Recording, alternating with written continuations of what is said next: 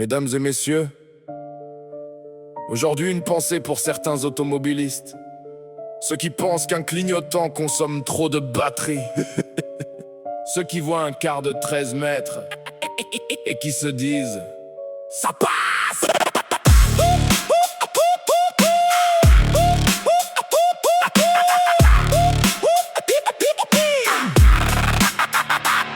Je tourne à droite, je prends large doucement. Et là surgit un pilote visiblement pressé.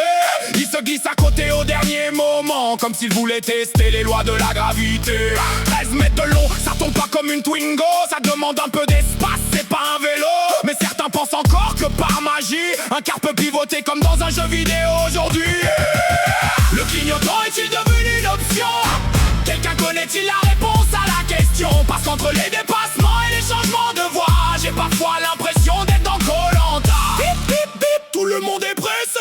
Bip bip bip, faut surtout pas patienter. Mais un quart de 13 mètres, faut lui laisser sa place. Sinon c'est la route qui devient une impasse. Là ceux qui coupent tous les virages tranquillement, comme si la route leur appartenait totalement. Le milieu de la chaussée est devenu leur terrain. Et toi, tu cherches encore où passer demain. Puis arrive le grand classique du chemin étroit, celui où tout le monde sait très bien ses droits.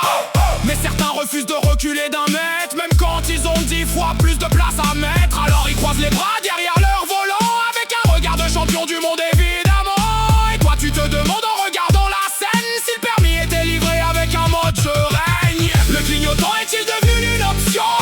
Quelqu'un connaît-il la réponse à la question? Parce qu'entre les dépassements et les changements de voie, j'ai parfois l'impression d'être dans Koh-Lanta. Tout le monde est pressé, faut surtout pas patienter.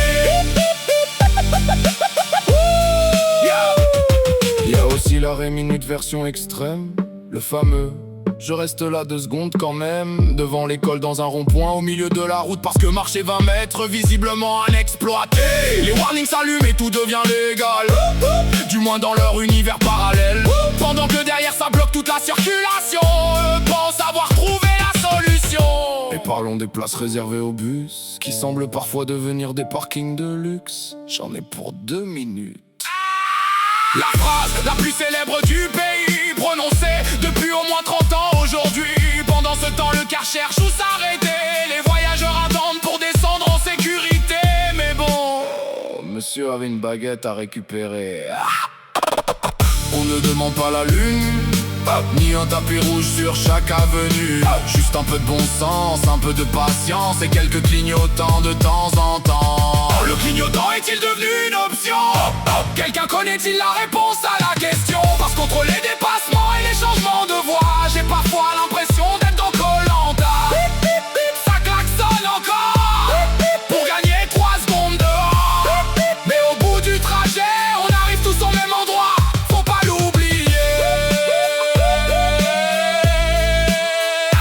À l'oublier.